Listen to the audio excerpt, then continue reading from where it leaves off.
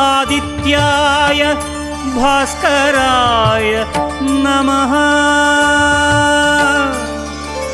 ॐ सूर्याय नमः आदित्याय नमः दिनकर कोटि प्रभाकर।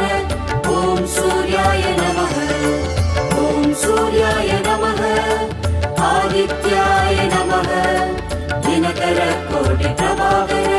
ॐ सूर्याय नमः।